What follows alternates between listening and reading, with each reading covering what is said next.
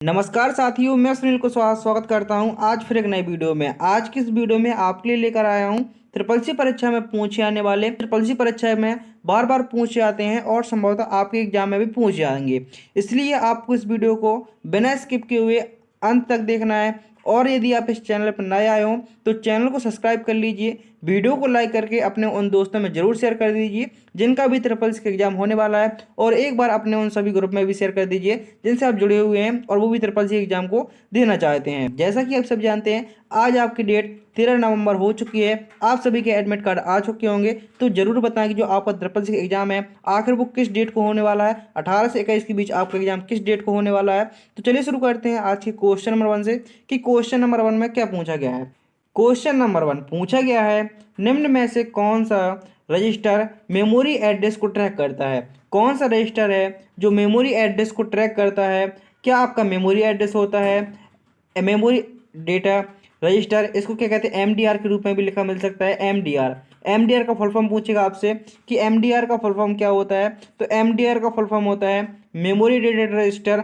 IR का full form होता है इंस्ट्रक्शन रजिस्टर, और पीसी का फुल फॉर्म होता है प्रोग्राम काउंटर। तो पूछा गया था कि निम्न में से कौन सा रजिस्टर एड्रेस को मेमोरी एड्रेस को ट्रैक करता है, तो वो होता है आपका memory address. Option number A यहाँ पर आपका सही आंसर होगा। इसके बारे में नीचे लिखा हुआ है एमएआर का full form memory address register.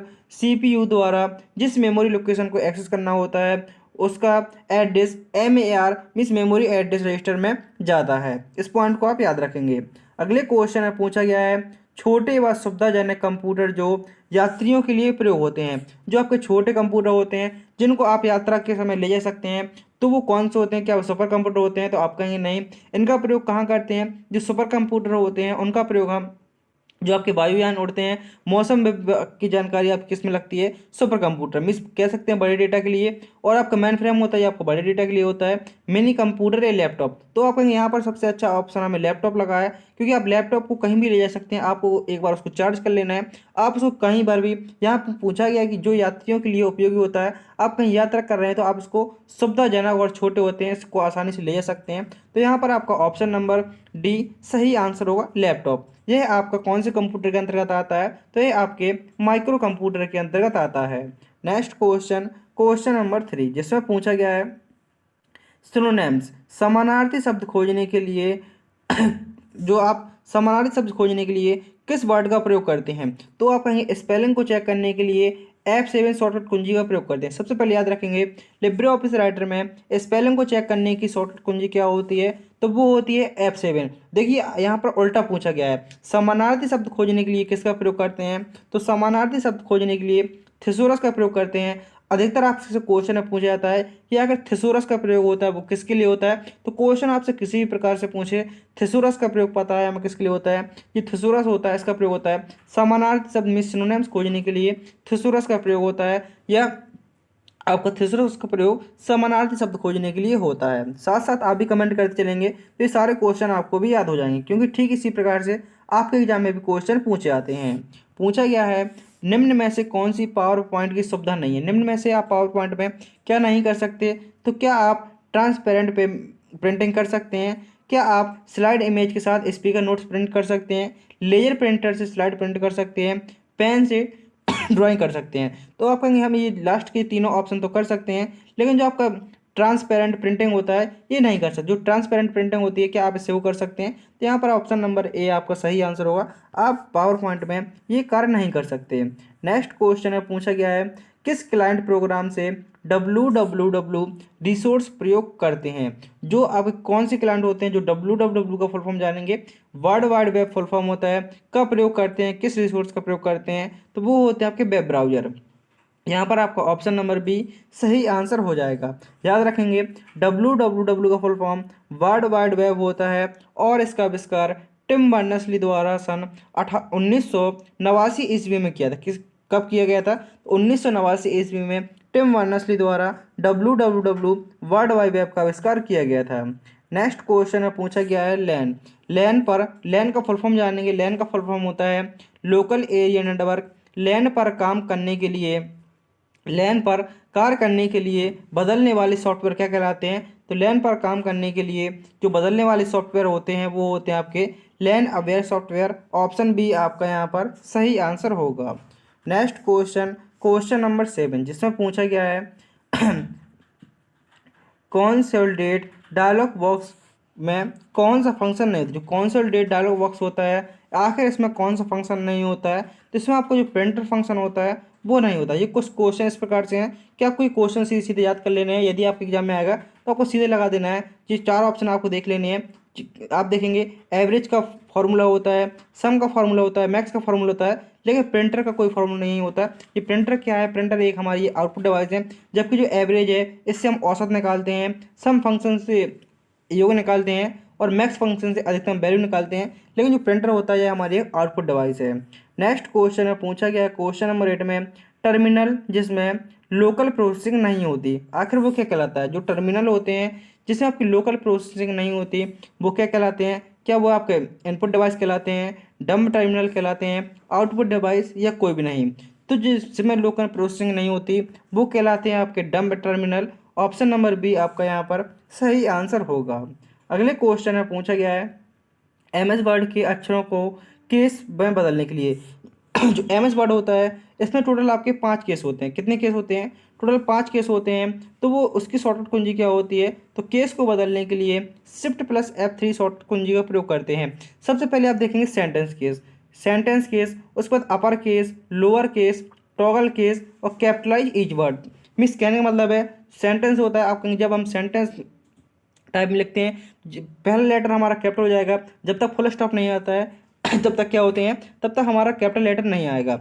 जो अपर केस होता है इसमें सारे लेटर क्या होते हैं? सारे आपके लेटर अपर मीन्स सारे लेटर वो बड़े होते हैं। लोअर केस में सारे लेटर क्या होते हैं? छोटे होते हैं। टॉगल केस में क्या होता है? जो लेटर आपका कैपिटल होता है वो आपका स्मॉल हो जाता है, और जो आपका स्मॉल होता है मीन्स जैसे वर्ड लिखे हुए हैं उसका जस्ट अपोजिट कर देगा। जैसे लोअर में लिखा हुआ है तो उसको अपर कर देगा, अपर में लिखा हुआ है तो उसको लोअर कर देगा। और उसके बाद जो आपका कैपिटलाइज ईच वर्ड होता है जिससे टोटल 10 वर्ड लिखे होंगे, पहला, दूसरा, तीसरा, चौथा, पांचवा, छठवां, सातवां, आठवां, नौवां, 10वां। तो ये क्या करेगा? प्रत्येक वर्ड का पहला अक्षर क्या कर देगा? वो कैपिटल कर देगा। जैसे आपके सामने 10 नाम लिखे हुए हैं लेकिन सारे स्मॉल में लिखे हुए हैं, आपने 10 को प्रेस किया और कैपिटलाइज ईच वर्ड कर दिया तो 10 नाम है उनके पहले लेटर क्या हो जाएंगे? सारे कैपिटल हो जाएंगे। तो शॉर्टकट कुंजी क्या होती है? शॉर्टकट कुंजी होती है shift plus F3। Next question में पूछा गया है पेरीफेरल जो CPU से नहीं जुड़ी होती है वो क्या कहलाती है? जो पेरीफेरल डिवाइस होती हैं जो आपके CPU सेंट्रल प्रोसेसिंग यूनिट से नहीं जुड़ी होती हैं वो क्या कहलाती हैं? तो वह आपकी ऑफलाइन डिवाइस कहलाती हैं। अगले क्वेश्चन में पूछा गया है NEGP, NEGP का फुल फॉर्म क्या होता है? जो NEGP होता है इसका फुल फॉर्म होता है नेशनल ई गवर्नेंस प्लान। याद रखेंगे NEGP का फुल फॉर्म क्या होता है? तो NEGP का फुल फॉर्म होता है नेशनल ई गवर्नेंस प्लान। अगले क्वेश्चन में पूछा गया है माउस स्क्रॉल प्रॉपर्टी बदली जा सकती है। जो माउस स्क्रॉल प्रॉपर्टी है क्या इसको हम बदल सकते हैं? तो हाँ बदल सकते हैं, नहीं, हाँ किसी भी समय, हाँ केवल इंस्टॉलेशन के समय। तो जो माउस स्क्रॉल होता है हम इसके क्या है प्रॉपर्टी को कभी भी और किसी भी समय बदल सकते हैं। तो यहाँ पर आपका ऑप्शन सी सही आंसर होगा। नेक्स्ट क्वेश्चन छोटा नेटवर्क जो इंटरनेट सुविधा देता है, छोटा नेटवर्क जो इंटरनेट सुविधा देता है वो क्या कहलाता है? तो वो आपका क्या कहलाता है? होस्ट कहलाता है। याद रखेंगे छोटा नेटवर्क जो इंटरनेट सुविधा देता है वो आपका होस्ट कहलाता है। नेक्स्ट क्वेश्चन में पूछा गया है इंटरनेट मेल के लिए किस प्रोटोकॉल का प्रयोग होता है? इंटरनेट मेल के लिए कौन से प्रोटोकॉल का प्रयोग होता है? तो इंटरनेट मेल के लिए आपका TCP/IP transmission control protocol, IP internet protocol का प्रयोग होता है। TCP transmission control protocol. आपसे यदि क्वेश्चन है पूछे कि इंटरनेट पर ईमेल को भेजने के लिए कौन सी प्रोटोकॉल का प्रयोग होता है? तो ईमेल को भेजने के लिए SMTP का प्रयोग होता है ईमेल को भेजने के लिए, और प्राप्त करने के लिए POP प्रोटोकॉल और IMAP प्रोटोकॉल का प्रयोग होता है। अगले क्वेश्चन में पूछा कि देखिए आप यहाँ दिया हुआ है जो भेजने के लिए SMTP, प्राप्त करने के लिए POP और IMAP का प्रयोग होता है। जो आपका IMAP होता है वो आपका TCP/IP पर आधारित होता है। नेक्स्ट क्वेश्चन में पूछा गया है पावर पॉइंट प्रेजेंटेशन का व्यू नहीं है, तो स्लाइड शॉर्टर व्यू होता है और आपका नॉर्मल व्यू होता है, लेकिन आपका यहाँ पर शॉर्टर व्यू नहीं होता है। नेक्स्ट क्वेश्चन, तो यहाँ पर आपका ऑप्शन नंबर डी सही आंसर होगा। नेक्स्ट क्वेश्चन में पूछा गया है जो 3D प्रिंटिंग होती हैं ये किस प्रकार की हैं? जो 3D प्रिंटिंग होती हैं वह आपकी वर्चुअल रियलिटी होती हैं। ऑप्शन बी आपका सही आंसर होगा। Next question, internet of things. आपसे क्वेश्चन पूछ सकता है कि आईओटी की फुल फॉर्म क्या है। जो आईओटी होता है आखिर इसकी फुल फॉर्म क्या होती है, तो आईओटी की फुल फॉर्म होती है इंटरनेट ऑफ थिंग्स। आखिर ये क्या है, तो यह आपका एक कंप्यूटर नेटवर्क, मशीन वर्ड्स या फिजिकल वर्ड्स, तो आपके ये सभी हैं। ऑप्शन बी आपका यहाँ पर सही आंसर होगा। पूछा गया है कुछ वेब पेज जो स्वतंत्र होते हैं आखिर वो क्या कहलाते हैं। जो कुछ वेब पेज होते हैं जो आपके स्वतंत्र रूप से घूमते हैं आखिर वो क्या कहलाते हैं, तो वो हमारे फ्रेम कहलाते हैं। ऑप्शन सी आपका यहाँ पर सही आंसर होगा। जिस क्वेश्चन में आपका एक्सप्लेन करने लायक है मैं उसको जरूर एक्सप्लेन करूंगा, लेकिन जो आपके यहाँ पे देखेंगे बहुत छोटे छोटे क्वेश्चन है, सिर्फ वन लाइनर क्वेश्चन है, तो इनके आंसर भी आपके वन लाइनर होने वाले हैं। मदरबोर्ड का सामान्य नाम क्या है। जो मदरबोर्ड होता है आखिर उसका सामान्य नाम क्या होता है, तो मदरबोर्ड, जो मदरबोर्ड होता है इसका सामान्य नाम मदरबोर्ड ही होता है। आपके लिए मैंने एक 100 क्वेश्चन का एक वीडियो बनाया था जिसमें लिखा हुआ है पेपर से पहले पेपर। आपको यदि देखना है कि आपकी वर्तमान तैयारी किस प्रकार चल रही है, तो उसके लिंक वीडियो डिस्क्रिप्शन में है, आप उस वीडियो को एक बार जरूर देख लीजिएगा। आपको पता चल जाएगा कि आपकी वर्तमान तैयारी किस प्रकार चल रही है, क्योंकि उसमें ठीक उसी प्रकार से वो 100 क्वेश्चन कराए गए हैं जो ट्रिपल सी परीक्षा में बार बार पूछ जाते हैं। और जिस प्रकार से ट्रिपल सी का लेवल आता है, तो ठीक उसी प्रकार से ऑब्जेक्टिव क्वेश्चन भी आते हैं, ट्रू फॉल्स क्वेश्चन भी आते हैं, कठिन क्वेश्चन भी आते हैं, आउट ऑफ सिलेबस क्वेश्चन भी आते हैं। तो सारा कुछ आपको कॉन्सेप्ट उस वीडियो में देखने को मिल जाएगा। तो यदि आप देखना चाहते हैं पेपर किस लेवल का आता है, मैंने उसकी लिंक वीडियो के डिस्क्रिप्शन बॉक्स में दे रखी है, आप उस वीडियो को देख सकते हैं। थंबनेल में याद रखिएगा पेपर के पहले पेपर लिखा होगा, आप उस वीडियो को देख सकते हैं। नेक्स्ट क्वेश्चन में पूछा गया है क्वेश्चन नंबर 20 में, किसी स्लाइड को स्टॉप करने के लिए किसका प्रयोग किया जाता है। किसी स्लाइड को यदि हम स्टॉप कर रहे हैं तो कभी ना कभी हमने इसको रन किया हुआ, तो रन करने के लिए F5 शॉर्टकट कुंजी का प्रयोग करते हैं। रन करने के लिए F5 शॉर्टकट कुंजी का प्रयोग करते हैं, और वहीं पर रोकने के लिए एस्केप शॉर्टकट कुंजी का प्रयोग करते हैं। रोकने के लिए किसका प्रयोग करेंगे, एस्केप शॉर्टकट कुंजी, एस्केप बटन का प्रयोग करेंगे, और चालू करने के लिए F5 शॉर्टकट कुंजी का प्रयोग करेंगे। नेक्स्ट क्वेश्चन में पूछा गया है मेलवेयर किस माध्यम से फैलता है। जो मेलवेयर होता है आखिर ये किस माध्यम से फैलता है, तो यह आपका वो माध्यम होता है, वो आपका होता है फाइल डाउनलोड और सभी माध्यम से। मतलब यहाँ पर आपका ऑप्शन नंबर डी सही आंसर होगा। नेक्स्ट क्वेश्चन में पूछा गया है presentation slide transition effect. Presentation slide transition effect होता है, ये क्या होता है, तो ये आपका wipe all over. Option number A. आप देखेंगे जब आप किसका प्रयोग करेंगे, ट्रांजिशन का प्रयोग करेंगे, तो आपको ये ऑप्शन आपको वहाँ पर देखने को मिल जाएगा यदि आप ट्रांजिशन को लगाना चाहते हैं। नेक्स्ट क्वेश्चन में पूछा गया है कैल्क। कैल्क प्रोग्राम में कॉलम की संख्या कितनी होती है। जो कैल्क प्रोग्राम है आखिर इसमें जो कॉलम होते हैं, आप यहाँ पर छोटी सी पॉइंट याद रखेंगे, जो खड़े हुए होते हैं वो क्या कहलाते हैं, वो हमारे कॉलम कहलाते हैं।